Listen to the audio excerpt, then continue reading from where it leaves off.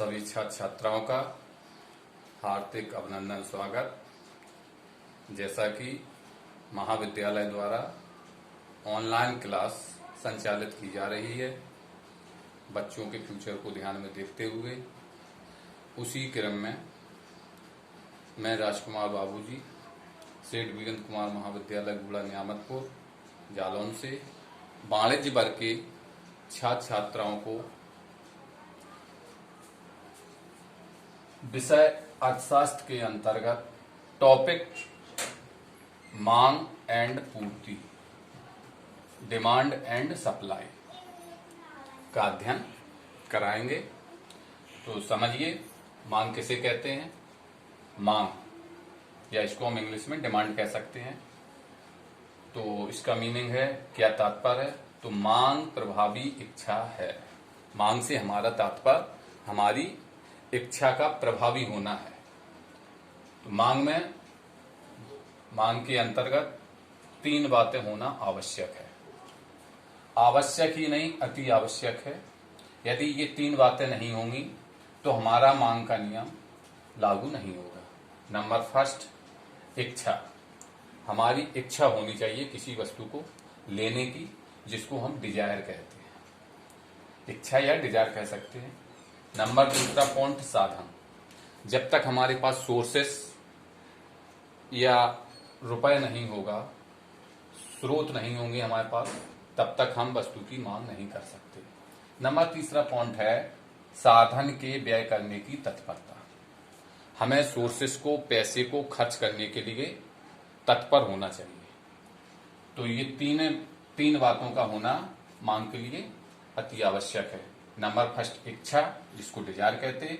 Number second साधन, जिसको sources कहते। और नंबर तीसरा साधन के व्यय करने की तत्परता। चलिए नेक्स्ट हम समझते हैं मांग का नियम। मांग का नियम क्या है। यदि अन्य बातें समान हों, हमारे कहने का तात्पर्य है अन्य बातें समान हों या एज इट इज हों, ज्यों की त्यों हों, जिसमें कोई परिवर्तन ना हो। तो जैसे किसी वस्तु, मान लीजिए हम ये पेन लिए हैं, इसी का उदाहरण एग्जाम्पल लेते हैं कि जैसे किसी वस्तु विशेष के मूल्य में वृद्धि होती है तो उसकी मांग घटती जाती है।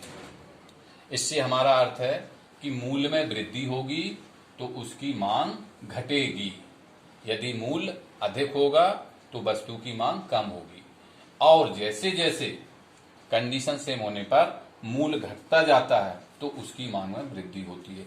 जैसे ये पेन है, इसका मूल्य यदि कम हो रहा है, घट रहा है, तो इस पेन की मांग में वृद्धि होगी, अधिक मांग होगी इस पेन की।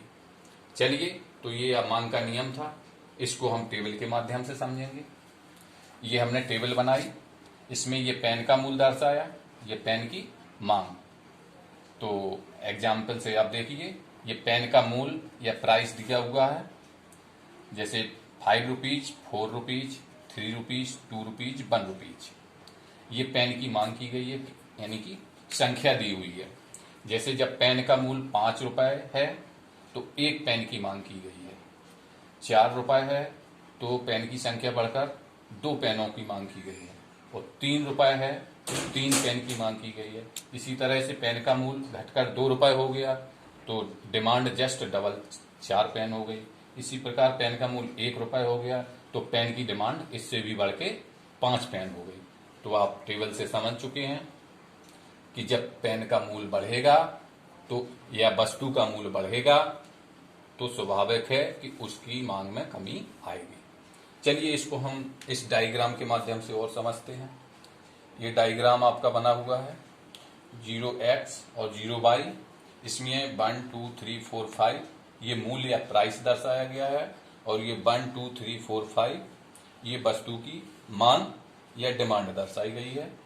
ये dd, ये त्रियक रेखा जो कर्व है, ये सारे शीर्षकों को छू रहा है। इसको हम डिमांड कर्व या मांग वक्र कहते हैं। डिमांड कर्व या मांग वक्र हमेशा ऋणात्मक होता है।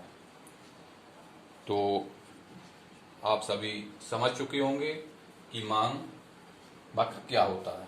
ठीक है, अब इसका नंबर दूसरा पॉइंट है मांग के नियम का ठीक उल्टा पूर्ति का नियम होता है। यानी पूर्ति से मतलब है हमारा सप्लाई से। तो इस पर क्या नियम लागू होता है? इस नियम का, मांग के नियम का ठीक उल्टा पूर्ति का नियम होता है। जैसे पूर्ति को भी हम टेबल के माध्यम से दर्शाएंगे। पूर्ति का नियम पहले क्या होता है ये हम समझ लेते हैं।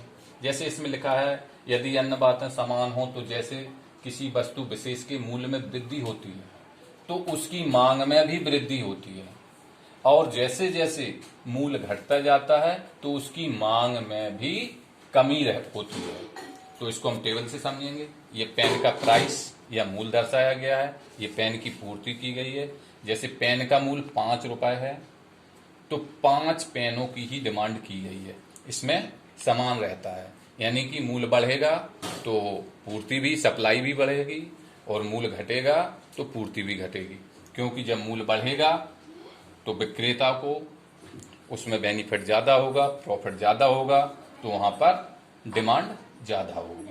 तो ये आप समझ सकते हैं कि 5 रुपए पर 5 पेन की पूर्ति, 4 पर 4, 3 पर 3, 2 पर 2 और 1 पर 1। इसी पूर्ति को हम डायग्राम के माध्यम से यहाँ पर समझ लेते हैं। ये मूल्य दर्शाया गया है, ये नीचे डिमांड की गई है। तो ये आपका 1 2 3 करके 5 तक दिया है। इसमें ये आपका एस और एस पॉइंट से, ये आपका क्या है, एस से सप्लाई, ये सप्लाई वक्र है। ये प्रोग्रेसिव रूप में सीधा ऊपर की ओर प्रोग्रेस करता है, और पूर्ति वक्र हमेशा धनात्मक होता है। जैसे ये देखिए कंटिन्यूअस आगे की ओर बढ़ रहा है। तो सभी छात्र छात्रों धन्यवाद। नेक्स्ट क्लास नेक्स्ट टाइम होगी।